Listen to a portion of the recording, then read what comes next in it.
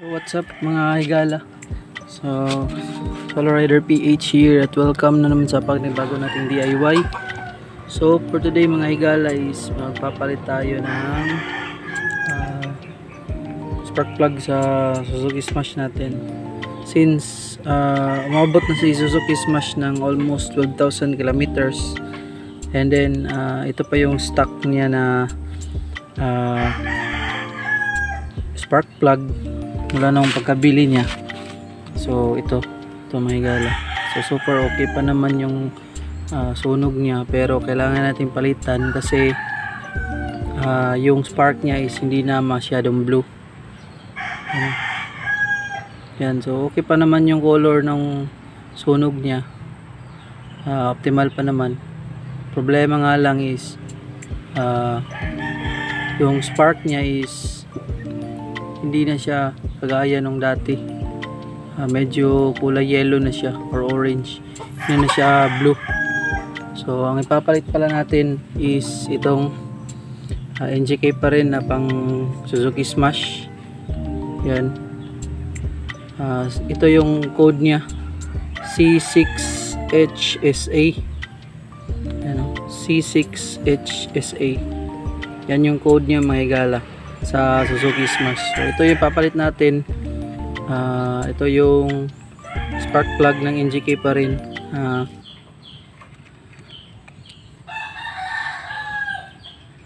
Yan mga higala. So ito yung papalit natin. Yan. Ito po ay platinum. So platinum po to na spark plug.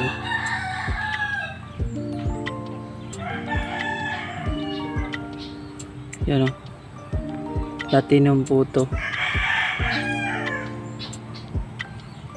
Yan, platinum. So ito ay ordinary lang. So ito po ay platinum. So nabili ko to ng 180 pesos sa shop. I think 180 pesos. So ito yung papalit natin mga higala. No? So sa pagpapalit, so tinanggal ko na. So gamit lang kayo nitong spark plug wrench na number 17. So yun, try natin yung spark niya mga higala, kung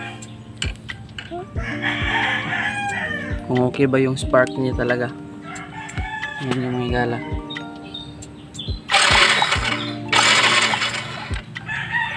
One eternity later. So ikakabit na natin mga higala, no? Yan. Okay, kakabit muna natin.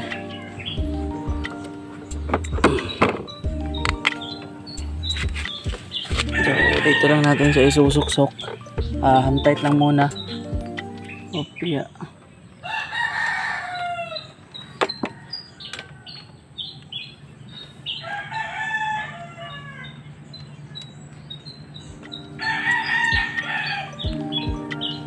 Okay, hand tight lang muna natin mga higala. So napansin ko kasi itong mga nakaraan parang medyo palyado na siya, tapos namamatay-matay. Okay naman yung okay pa naman yung carburetor niya kasi bago ko pa lang ito nalinisan. Suspetsa ko talaga is baka si spark plug na palitin na, kasi almost 12,000 kilometers na rin yung natakbo nitong motor na to. So kailangan na rin palitan according sa manual. So 10,000 to 12,000 dapat palitan mo na ng spark plug. So iba nga is 6,000 to 8,000. So itong sa atin is mabot pa talaga ng 12,000, almost 12,000, no? So ngayon papalitan natin ng bago para at least maging smooth na rin yung takbo niya. So tingnan na natin kung mamamatay-matay ba. So try natin. Start na lang siya, one click lang siya mga higala. Lately ito kailangan ko pa na mga 3 tatlong start o tatlong click, or minsan pinapadyakan ko pa tong kick start nya. So ngayon is one start na lang, one click. Tapos try natin kung mamamatay ba siya. So, maganda na yung tunog niya mga higala. Yan. Okay, so